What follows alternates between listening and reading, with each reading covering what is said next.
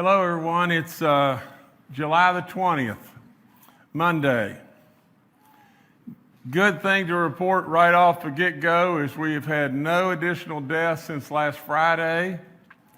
That's wonderful news as far as I'm concerned, and I'm sure good news throughout our state. Bad news is we have 100 great West Virginians that we've lost, and that's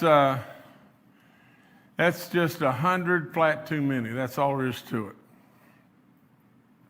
Yesterday, as far as our numbers in the state of West Virginia, we had 89 positive new cases. Our daily rate, dropped significantly down to 2.16 from where it's been running in the low 4s to high 3s, and so we're happy about that. We now have 394 cases in Maaan County. We've increased by, I think, 4 since Friday. That's good. Kanawha County has 171 cases. That's the second highest in the state, and it's 47% higher than it was. It's increased by 47% over the last month. So we got to really keep a close eye on Kanawha County, and we don't want those numbers going up, that's for sure. I want to tell you just this. I was watching one of the newscasts, actually this morning, early this morning, probably about 5 o'clock this morning. And one of the reports came across that Kentucky, yesterday or Friday or the last day that we know about, Kentucky, and it's really important to think about Kentucky because constantly in all of our bordering states, whether they be, Kentucky or Virginia or Ohio or Maryland or Pennsylvania, always in those surrounding states, the border states, Kentucky is the closest to us all the time. Now, what I'm getting to is imagine this. Yesterday we had 89 positive cases in West Virginia.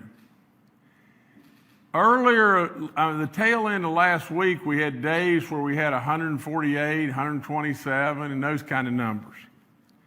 We are absolutely worried about this thing migrating from the south because we know what's happened in Georgia and South Carolina and Florida, Texas, Alabama, Arizona, all those states, Tennessee. We all know, just the other day, the Tennessee governor said they were at a positive rate of in excess of 10%. But now just get this. And I always believe it is really important for you to have the knowledge. Yesterday in Kentucky, they had 979 positive cases.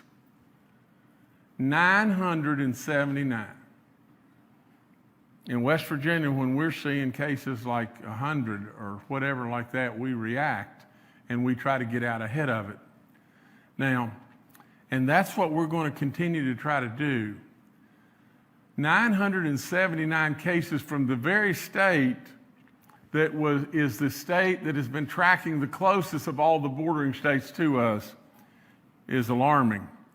So we're going to continue to watch and we're going to continue to stay on top of this. I surely appreciate everybody wearing their mask when they go out and they're going into a building, and I also underline, if you have a breathing issue, a COPD or whatever like that, this mask mandatory mandate was not for you, but everyone else, if we'll do it and we'll do it in a good way like we're doing it, hopefully we'll start back down with these numbers and we'll continue to be able to do everything that we like and we want to do in the state of West Virginia. I've got a thing to report here about workers' comp. Our workers' comp rate is now going to decrease, and I love this totally to death. It's going to decrease on an average basis for all of our companies in West Virginia, a decrease of 8.3%, and that's going to become effective on November the 1st. The premium reduction results in a projected $16 million in savings to West Virginia employers, and that will help our businesses, and every little bit helps. Now that, so basically it is a 8.3% decrease in cost.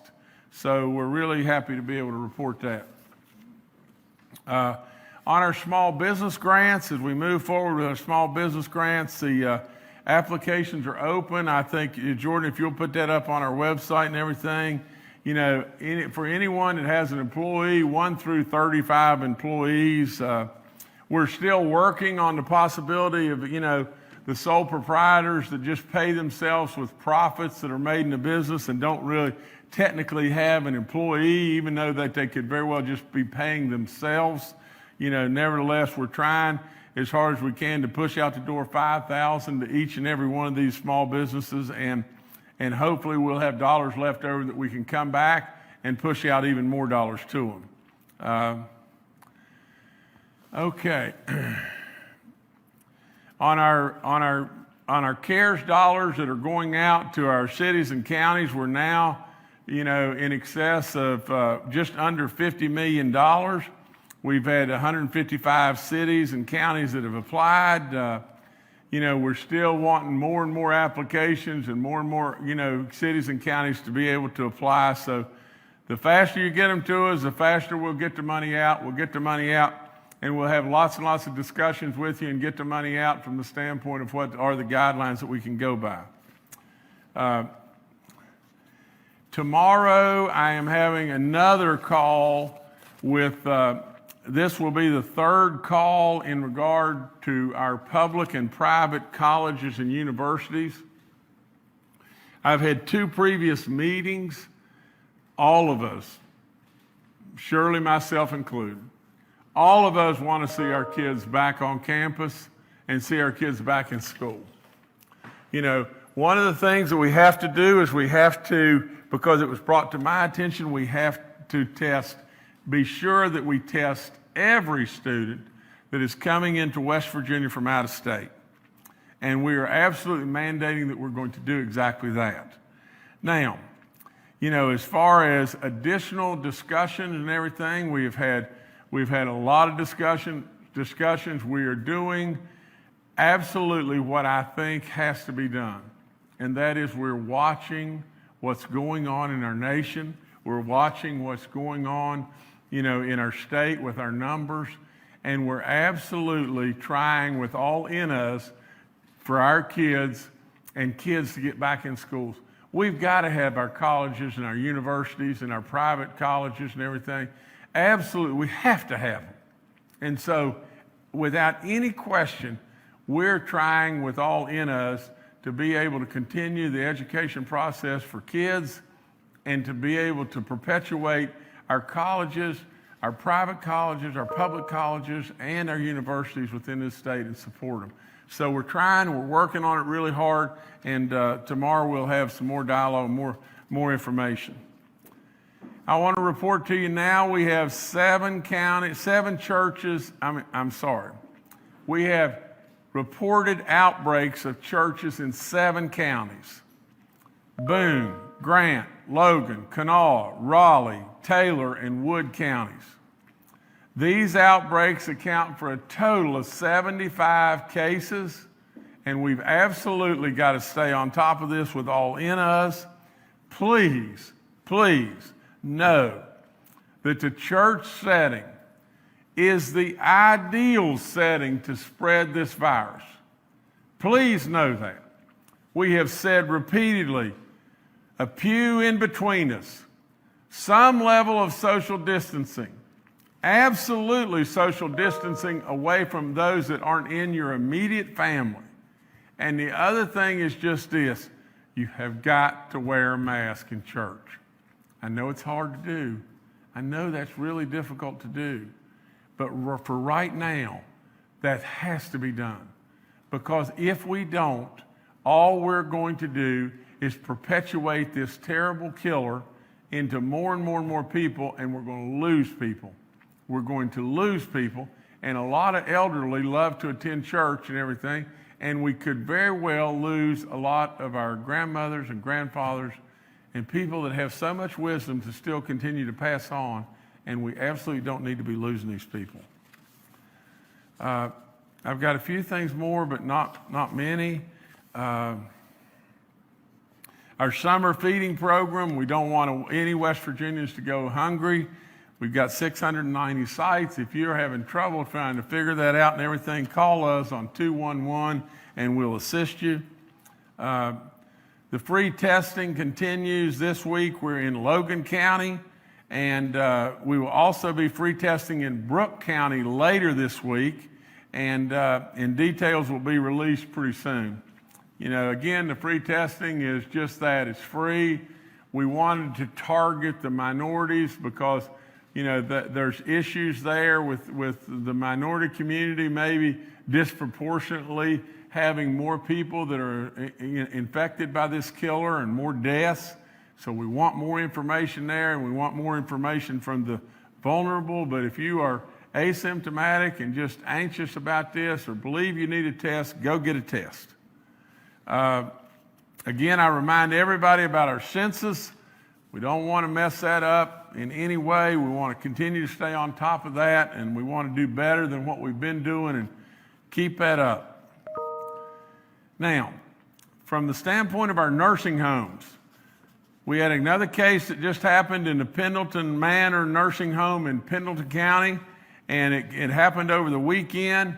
When I got word of it, it was on Sunday. I immediately called the guard to go there and test everyone. They are there right now testing everyone at that nursing home, and again, that's how we run to the fire, and we want to be able to continue to do so at nursing homes or wherever it may be, provided, we get calls and everything and says that the situation is not being handled maybe, or the situation's under control or whatever the situation may be. We got to have feedback from the nursing homes, and then we'll run, and we'll come running to the fire immediately. The only other thing I have is just our charts, and I want to show you just this. If I could show you this real quickly, if we could put them up. If you'll look, the top chart has bent a little bit back our way. There's 3,400, cases that now are recovered cases, and 1,580 that are active cases, and it's starting to trend a little bit our way, but we need more and more of that widening. You can see how it was much wider before, and we need more and more of that widening. Now, from the standpoint of the second chart, our daily percentage of positives, we have dropped down. You can see it there, turning down. That's what we wanted to do. Right there is exactly what we wanted to do in the middle chart and everything. The daily positives yesterday were 2.16, and that's one heck of a lot better than where we've been. And so if we can keep that moving that way, that'll be really good. And you can see the same thing with our cumulative down there. We wanted to go back now. We got a little spoiled by being under 2%. We want to stay spoiled. We want to absolutely even get more spoiled. And so let's get it back under 2%. I think we're starting to, I hope and pray, we're starting to see things move a little bit back in our favor. And the more that we persist in wearing the mask, the better we'll be.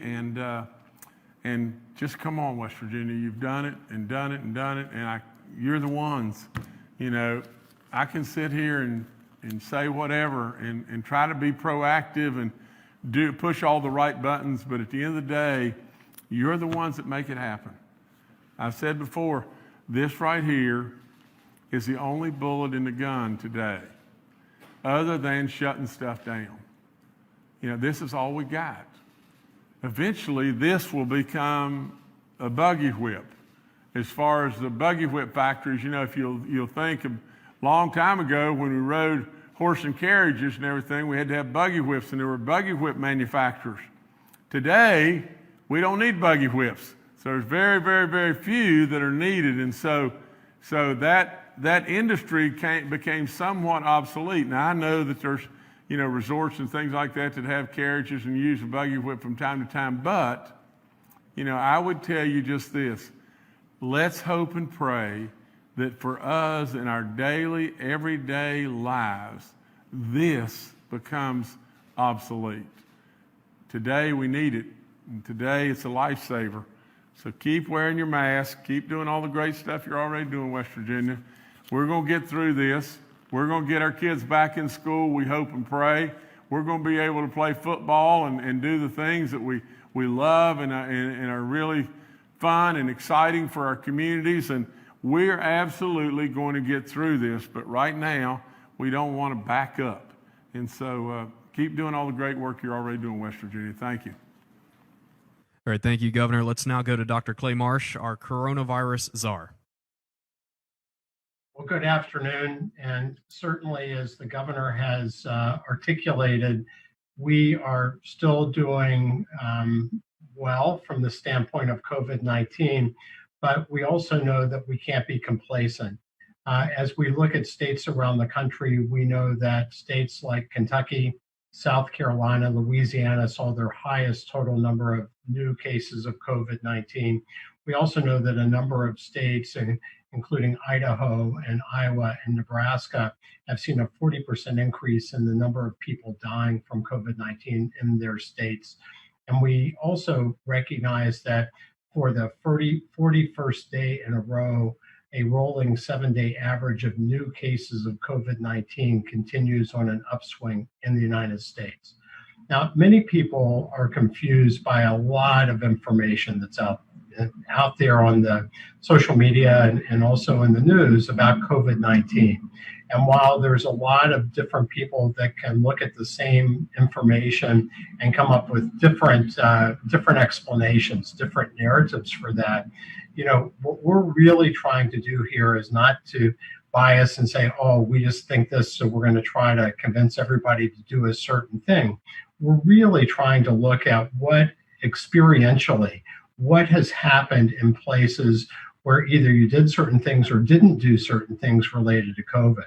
And there's lots of literature out there, but I think it's really clear, at least to me, from my own lens, from the way that I look at information, that masks are an absolute, very, very powerful ingredient in fighting COVID at its roots.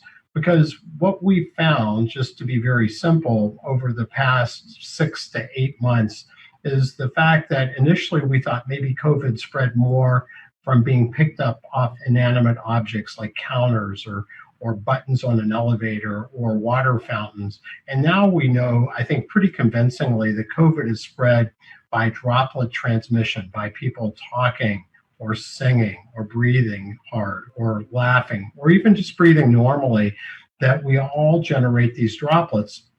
And the more indoors that we are, the closer we are to each other, the more we're interacting with large numbers of people, particularly inside versus outside, and importantly, without masks, which again, reduce the amount of droplets that you generate, that we know that COVID spreads faster. And we also know now that at least half the spread, and maybe more, is done by people that don't know they have COVID-19 in the pre-symptomatic phase, which as much as 2 days before you get symptoms, you can be infectious. So ultimately, making sure people wear masks, that we're doing a lot of testing, that we're identifying those people and trying to reduce their exposure to other people, these super spreaders, is really what we're trying to do.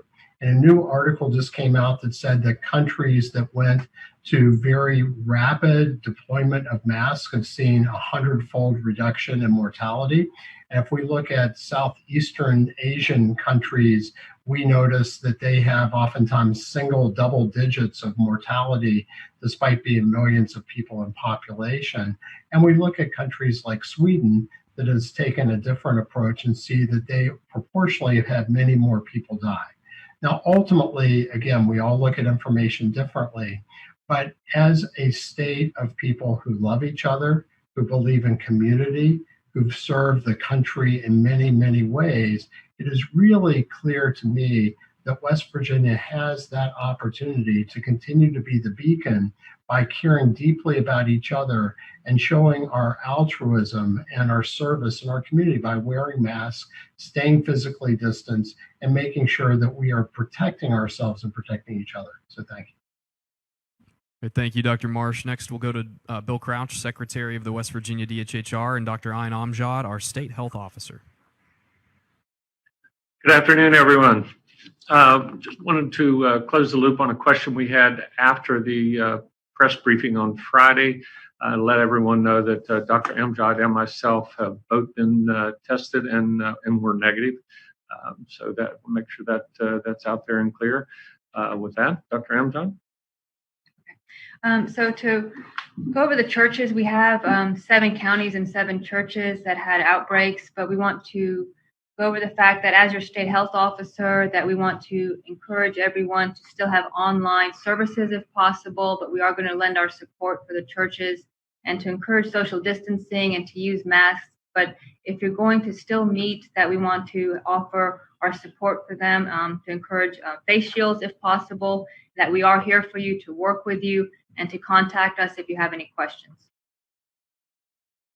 All right, thank you both. And finally, we'll go to Major General Hoyer with the West Virginia National Guard. Good afternoon. As the governor pointed out in response to his initiatives on rapid testing response, we are providing support in Pendleton County as well as in Kanawha County today, and some rapid test support to state agencies. Also on the sanitization missions as follow-up to those events, sanitization missions at the state capitol, providing support to Kanawha County, and as well as the state lottery facilities today. Our team of subject matter experts are also continuing to support county school boards with their drafting of reopening plans, and we have had some success with securing some additional PPE. So we continue to work towards our 180-day supply of PPE. I just want to reinforce the significance of, again, from a guard perspective, of why the governor puts initiative and effort into the testing and the PPE and wearing a mask. In our own force, as we begin to test National Guardsmen across our force to make sure that we maintain the health and safety of our force to be able to support you, the citizens of West Virginia. We have identified asymptomatic guardsmen who tested positive, and because of the discipline that we are using with our PPE, we have significantly limited any challenge that that's created to us as a force and protected our members. So we appreciate all the effort being done by all West Virginians to mitigate the spread of this virus. Thank you. Thank you, General. We'll now go to questions from members of the media. The first today is from Taylor Stuck with the Herald-Dispatch. Hi, everyone. It's Taylor.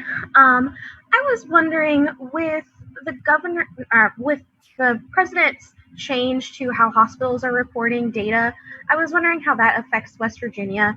Are hospitals still reporting data to you all, the state, and then are you still reporting data to the CDC at all? How does that work? Taylor, I think I understood your question, but Bill, if maybe you could answer that, better than anyone. Yes, sir, Governor.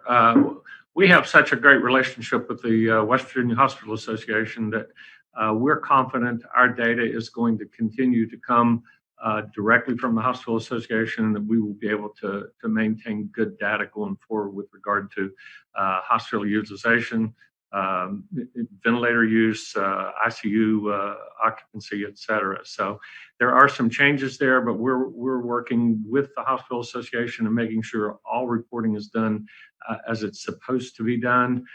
There's some concern about the changes, but we're working through those. All right, thank you, Taylor. Next, we'll go to Emily Allen with West Virginia Public Broadcasting. Hi, all. This is Emily Allen with West Virginia Public Broadcasting. My question would be for Secretary Crouch and Dr. Amjad, and also the governor.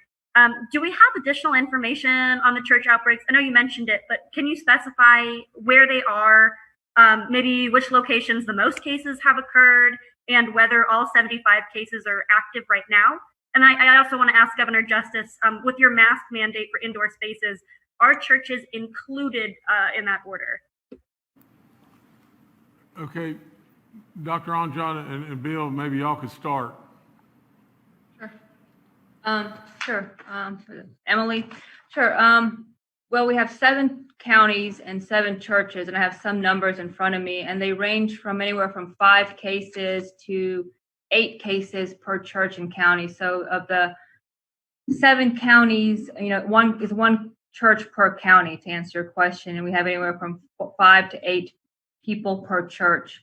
And to answer your question, I mean, the mask mandate does apply to churches, and the issue that we have is that, we don't want to single out churches or places of worship, because a lot of these places have been trying to wear masks and socially distance themselves. So we don't want to single out any religious place or any place of worship. So they have been trying. We want to offer them our services as far as healthcare and ways to, socially distance, but they do have the mask mandate. Some of them have been trying to socially distance and working with them. So we're going to continue to work with them and offer our services, but anywhere from 5 to 8 people have been in those areas.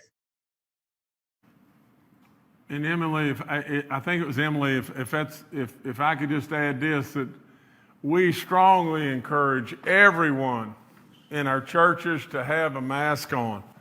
Everyone, and do all the social distancing, the pew separation, and all that stuff. I can't just say it enough. Our churches are probably the number one thing in our lives. And I get it. I get it wholeheartedly.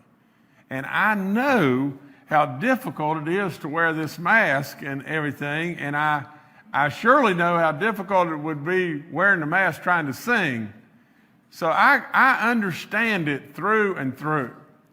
But absolutely, and I want Dr. Marsh to bring someday the video that shows how these droplets spew and go all over the room and all over places and everything.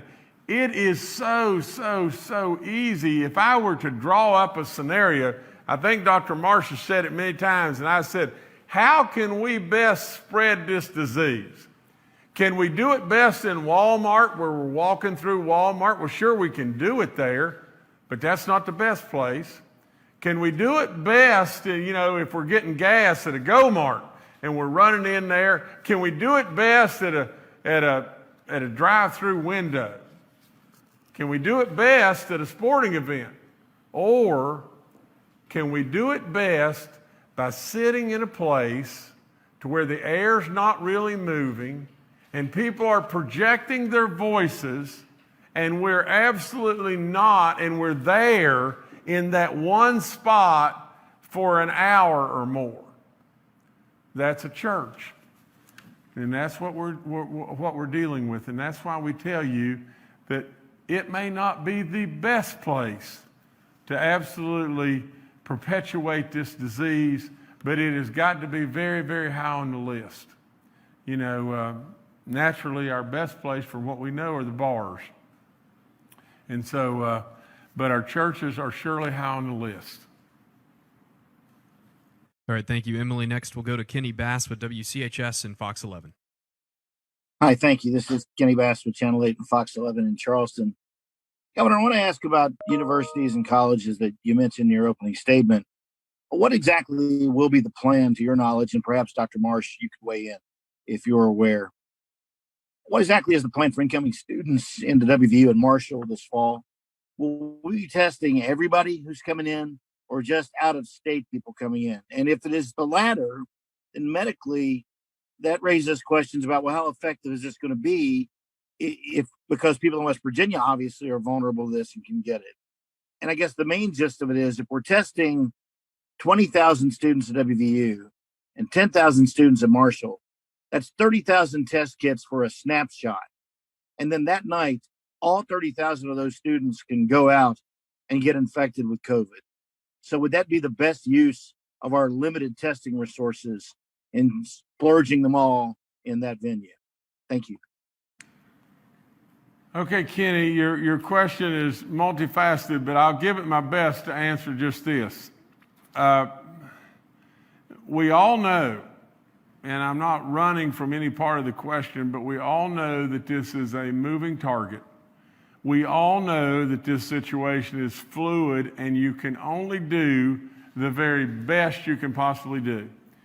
I can tell you that these universities and colleges have done so much work to protect their staff and these kids. It is unbelievable, the plans of how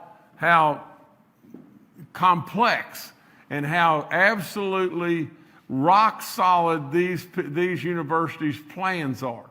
Now, from the standpoint of testing everyone from out of state, I absolutely believe we should do that. From the standpoint of doing like what is being done at Appalachian Bible, where they can do it, they're bringing the students in and they're holding the students for 14 days before they progress with doing other things. Other people have other ideas and other ways that they can do it and do what they're planning to do as safely as they possibly can.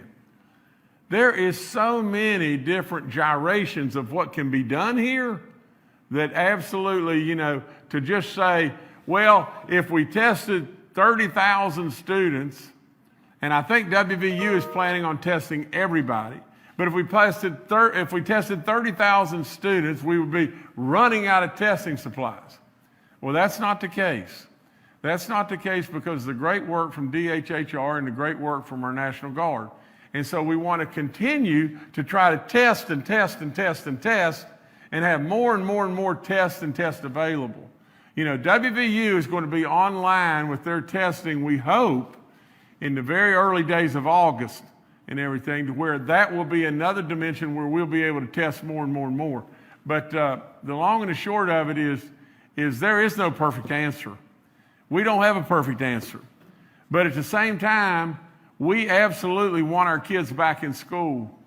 We don't want to lose our kids to other states or lose them to this terrible drug epidemics, or we surely don't want to think about the dreaded suicide rate.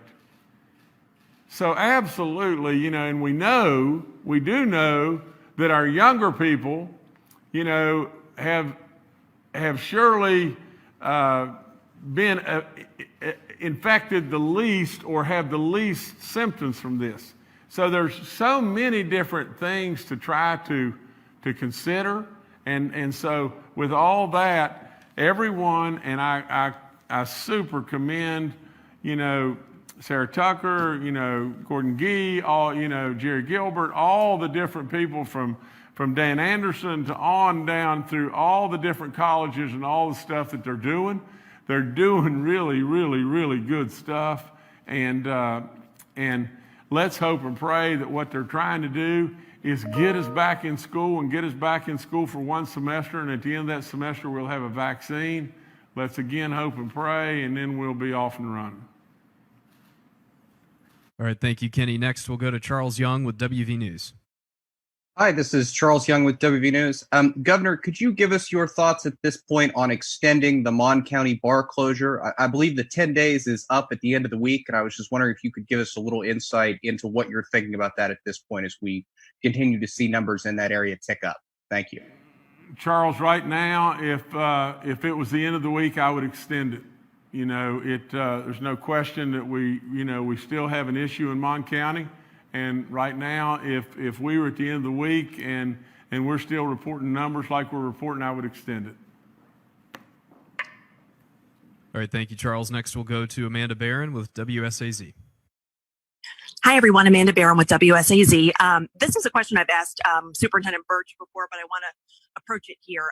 Can you specifically talk about how CARES Act money will go to support the schools in West Virginia? I know the union, teachers union, is making some calls today. A few things from that: will all kids get a computer or tablet? How are health screenings going to be handled? Will we be able to increase the number of school nurses? And is there any thought to additional staffing, because teachers are going to have a tremendous task of getting kids back up to speed? Thanks. Okay, Amanda, I hate like crazy that we drift into politics, and I hate we drift into ignorance, to tell you the truth. But today, the Department of Education has received, now get this number, the Department of Education has now received $94 million of federal money to be used for COVID-related expenses at our K through 12 schools. It doesn't have anything to do with our CARES Act at all. Has nothing to do with that. But they got $94 million right now to be able to use, that with COVID-related issues for K through 12. Amanda, everybody wants to start running in a direction and everything and saying something when they don't have any idea what in the world they're even talking about. At the end of the day, it's a political football. It's a political season. You're going to get a bunch of this. Clayton Birch and our Department of Ed is going to continue to do really, really great work. They're planning on stuff with each and every county, in a way that they can help them and do great work. And that's what they're going to do. So I've got to defer again to the experts. Our experts in this area are our education community, our education people, and everything. That Clayton Birch and all of his people. So they're on it. They got $94 million. When they spend $94 million, if we need more money to try to help our kids, we'll find a way to get them the money. All right, thank you, Amanda. Next, we'll go to Paul Mullen with WCBC. Good afternoon, Governor. I want to stay with the education theme here. How much pressure are you and the school system under to open on that September 8th in light of child care problems that could occur if school is not in session? Well, Paul, it's Paul, is that correct? Paul, I wholeheartely want our schools to be open. And I've pushed back the date as far as I think you can do it and still get our school year in, in a way that is as close to normal as we can do it. But Paul, here's the whole thing. Whether it be the daycare issues or whether it be whatever it may be, I'm absolutely not willing to put those children back into school or our teachers and service personnel back into school and back in those environments unless I can feel absolutely certain from the experts, from the education experts, from our medical community and everything, that everyone is on board saying, absolutely, this is safe and it's the thing to do. Now, with that being said, I am all in wanting us to hit that date and be back in school. But I am not going to receive pressure. I'm going to listen. I'm going to listen to good ideas and good smarts and everything, but there's not going to be pressure. This is going to be a collaboration with our experts and the safety and the well-being of all of our kids and all those teachers and all the service personnel that we can do this. And I truly believe, with all in me, we're going to be back in school on September the 8th. And we're going to be back playing football. I believe it wholeheartedly. And we're going to be playing our fall sports like soccer and volleyball. And we're going to be doing that. And I believe that we may have to be wearing masks and we may be limited crowd, that will be able to be there and those kind of things. We may have to live through some inconveniences, but I believe we'll be back in school on September the 8th. All right, thank you, Paul. Next, we'll go to Phil Kabler with the Charleston Gazette-Mail. Hello, everyone. Governor, on Friday, you and Dr. Marsh pointed out some of the falsehoods that are being spread about COVID-19. And one of those falsehoods was that the recovery rate is about 99.7%. In his interview yesterday with Chris Wallace, President Trump repeated that 99.7% recovery rate. Since you're friends with the president, do you feel an obligation to try to set him straight on spreading misinformation like that? Well, Phil, first and foremost, I have no right to set the President of the United States straight on anything. But I can tell you that I think what he's referring to, and Dr. Marsh can explain this better than I think what he is referring to is the total number of cases. And Dr. Marsh, if you could take over right now, because you can explain this the very best as to what number he's using, and he's just using a different metric than what I'm using. But anyway, Dr. Marsh, if you could step in there. Well, thank you, Governor, and thank you, Phil. There's a lot of different ways to look at information. And there's been projections from places like the Centers for Disease Control and others that if you strip away everything and you start to look at purely people with COVID without other diagnoses and looking only at people that die specifically of COVID, then the mortality rate that we're seeing would actually be lower. And that really goes at the complexity of tracking something that's been so sudden across the world.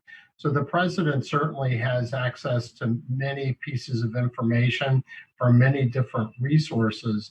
And as I said before, the same people or different people can look at the same information and come up with different ways to look at it. The way that we're looking at it, and certainly what the governor and I reflected on Friday, is if you look across the world using CDC data or using the COVID tracking projects data or other resources, then the mortality rate in our country is about 3.8%, and the mortality rate across the world is about 4%. Now, if you identified every single person that has had or has COVID, and you are able to increase that denominator, then I think that many people feel like that the true mortality from COVID, if you don't interfere with the health system, et cetera, is probably around 1%, maybe on the lower side or a little bit on the higher side. But I think the president is quoting some additional information that he has access to, which looks at, if you look at everybody, and you could really specifically get down to only people that died specifically of COVID, then those numbers might be much lower. And Phil, if I could just follow up by just saying this. Just imagine this. Imagine if you were in this chair, or imagine if you were in the president's chair. Imagine the volume of information that's flowing to him and everything. And you're right, we are friends. I have no right to instruct him on what to say and what not to say. I mean, that would be preposterous to think such a thing as that. But I can tell you this, that in my heart, really and truly, he catches it from a lot of different angles, especially the media, that absolutely want to look at a 1,000-pot thing and try to find the one thing that is a fallacy or whatever. It's not fair. I mean, it's not fair. That's just all there is to it, because the man is doing a marvelous job, and I've got to always defend my friend, and he's surely a friend. All right, thanks, Phil. Next, we'll go to Steve Adams with Ogden Newspapers. Yeah, it's Steve Adams of Ogden Newspapers. And this is a question for Dr. Marsh, perhaps. I've seen this pop up on my Facebook page recently, and normally I would have written it off, but it came from the National Institutes of Health. So I found it to be interesting, and it was a study that was done on melatonin as a possible treatment for COVID. And I was curious as to if Dr. Marsh could explain that, if you're familiar with that at all, and if nothing else, talk about some of the treatments that we're kind of seeing slowly kind of come out that's really kind of keeping the death rate in a lot of places lower than what it had been. Thank you. Governor, are you okay with me taking that? No, please. Okay, Doc. Great. So thanks for the question. I think that there's really two categories of information that's flowing now around different kinds of treatments that might be effective for COVID and treatments that have been demonstrated to be effective for COVID. So certainly as we look at a variety of drugs, I know that there is evidence out there, information about cholesterol lowering drugs, certainly information about drugs that might affect the metabolic cycle, which is important in sleep, the COVID seems to interfere with some of the metabolism of certain kinds of sugars and fats. And so drugs or other hormones that might impact that may very well have a beneficial effect in slowing the reproduction rate of COVID and the infectivity rate of COVID in people. And those are generally studies that have been demonstrated more in cells, or having look at a group of people and kind of looking backwards and saying, well, what was the commonality of drugs that these people were taking that perhaps others weren't? But those have not really been proven in clinical trials. What you have mentioned on the other side was that we are getting better at understanding how to treat people with COVID. So for instance, in the intensive care unit, when COVID first started, because of a really powerful effect of COVID infection on some people's oxygen levels, people were immediately placed on mechanical ventilators, breathing machines. But now what we understand is the problem maybe in the blood vessels as much as in the lung. So trying just to add a lot of oxygen, but not using a ventilator that can deliver more pressure to the lungs and injure the lungs independently has become important. We also understand that drugs like dexamethasone, which is a corticosteroid, a really powerful anti-inflammatory drug, seems to be able to help people in the ICU. About 1 in 8 people get through their illness much better by maybe suppressing, reducing this inflammation people see. We also know that blood clotting is very important in people who get desperately ill with COVID. So using blood thinners and looking for blood clots is important. And then we have a drug, an antiviral drug called remdesivir. I'm having trouble saying it now, which is important in reducing the virus's COVID-19's ability to reproduce. So there's many things that have improved outcome that have been proven. Some early drugs that we thought would work have been shown maybe not to work as well. But I think what you're seeing is both on the vaccine level, on the drug level, and then also the intervention level, the convalescent plasma, transferring blood products from people who had COVID and have an immune response to people that are sick with COVID has also made a difference. So we're really starting to evolve our strategies and understanding better.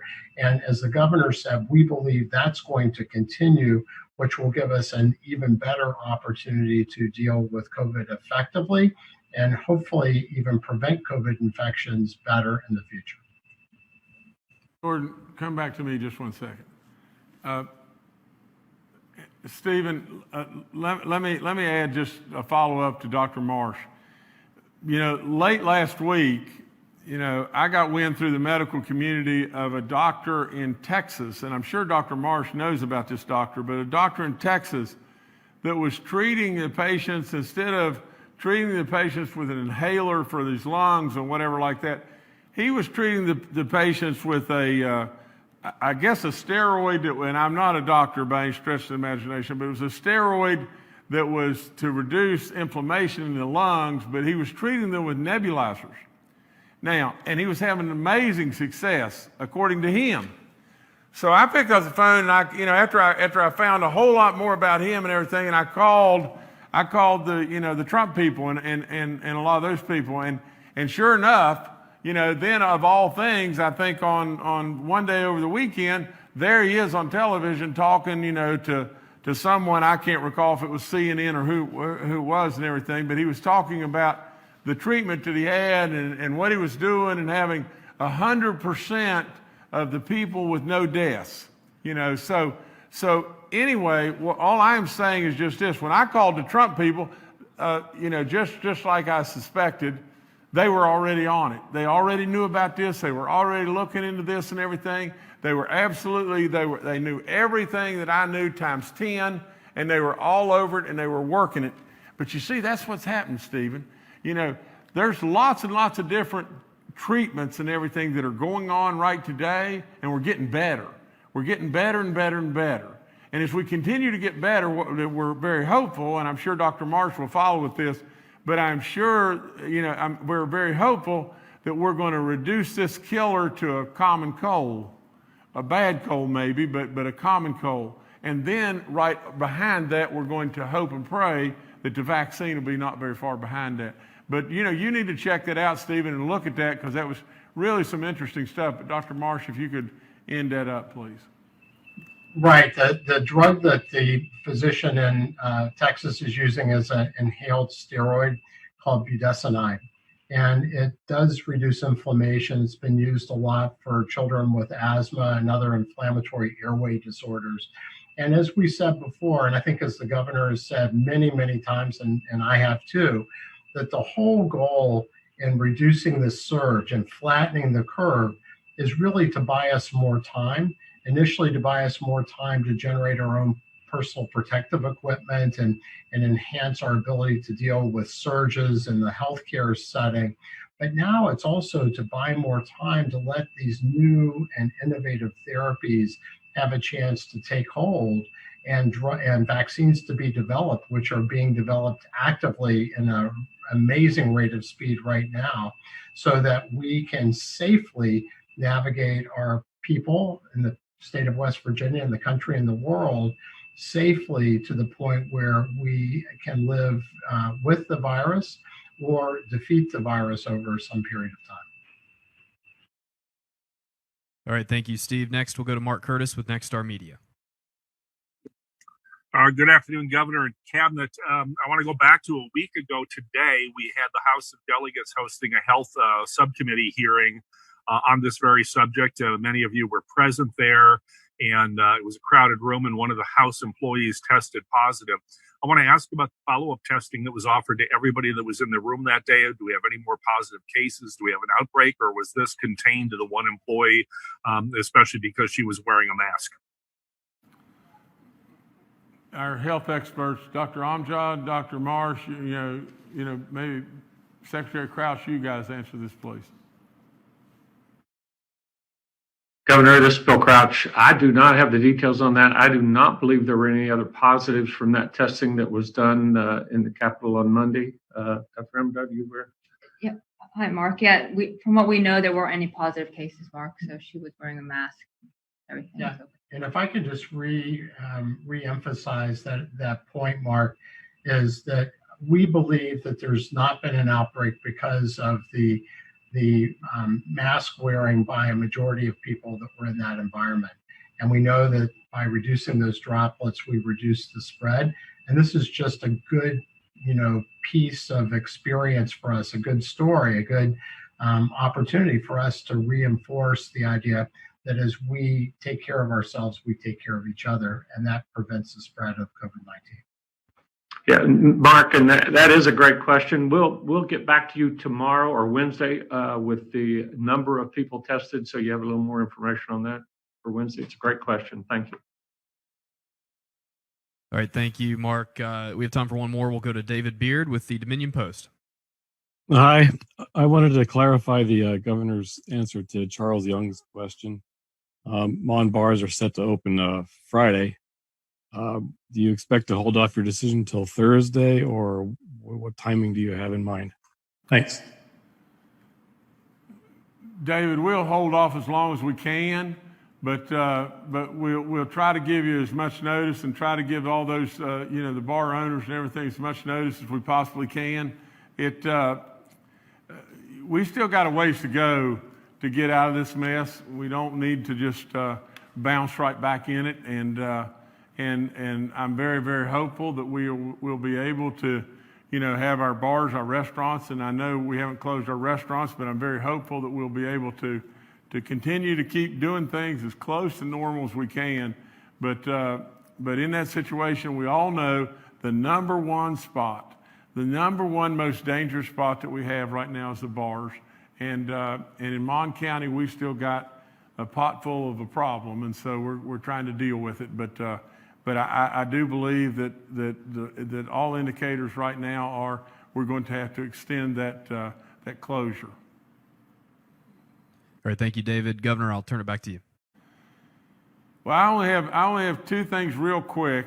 One is the follow-up is coming from our people on Wednesday to Mark Curtis's, question in regard to, was there anybody else infected in that situation that happened on, on the House floor or with the House members? If it didn't happen, does that not tell us lots and lots of stuff? What would have happened? What would have happened if she did not have a mask on? What would have happened if nobody in the room would have had a mask on? Well, the odds are tremendous that we would have had a really significant issue and a problem right now. Now, granted, we may still end up with some of those that were in that room infected. But right now, we look like we're going to get through that. Irregardless of either way, it would surely have been a lot less, or it's surely a lot less than the magnitude of the problem we would have had if she had rolled in there with no mask on and we'd have had no one in the room with a mask on. Look what could have happened. And so from that standpoint, it's a real tribute to the fact that we did move and we did have the mask on. So let's hope and pray there's no one else infected, and Bill's going to come back and Dr. Amjad, and they're going to give us more data, on Wednesday. And even if there are people that were infected, we sure know it was a heck of a lot less than what it could have been. And let's hope and pray that there's no one else infected, and this young lady gets well very, very soon. And our prayers, our thoughts are with her that she's going to be well and back to work, soon. Now, let me just say this. You realize that in the United States of America, we have now lost in excess of 140,000 people. That's as many people as 2 times the Vietnam Wars and multiple times what happened with 9/11. 140,000 people, and we're continuing to go north and north and north. We're going to be really, really, really lucky in the United States if we don't exceed 200,000. Now, Dr. Marsh is probably the leading expert in this state in regard to anything whatsoever to do with COVID-19. And he has given us repeatedly information that, to tell you the honest truth, is so intellectual at times, I'm struggling to keep up. But when you look at it and everything, and the bottom line to the whole thing is just as simple as just this. We have countries across this globe that have people that are stacked on top of one another. And as we're stacked on top of one another in certain countries, how are they not spreading this terrible disease like crazy? And the number one thing always falls back on just this. How in the world have we lost 140,000 plus people in the United States, in a country with multiple tens of millions of people have lost 4 or 18 or something like that? And the whole key is just one thing. They wear masks. They wear masks all the time. There's surely probably other things, from treatment to whatever it may be. But the bottom line to everything is just one thing and one thing alone. We fight the battles with what we can fight with. Today, we fight with this. Tomorrow, we may have to fight with something else. But today, we fight with this. And we fight with the knowledge of these great docs, Dr. Amjad, Dr. Marsh, all the people that we call upon. We fight today again with this. Now, I would end by just telling you just this too. I think all of the House staff, 49 people, the staff and members, have been tested and have come back negative in regard. I think that's the number from General Hoyer. But General, maybe you could end it up by, if you want to speak just on that, because, I just got an update on that number, and I hope I'm right. Yes, Governor. We just checked with our staff that did the rapid testing. 49 staff members from the House of Delegates and Capitol staff tested negative on Friday. Can't be better than that. It's a good way to end. We thank that young lady for wearing her mask, and we thank all those that were present for wearing their mask. It's a good way to end. Keep up a great work, West Virginia. You're killing it. You're doing a great job. Keep doing the miracle over and over and over. The whole world's watching you. Just keep doing it. Very, very proud.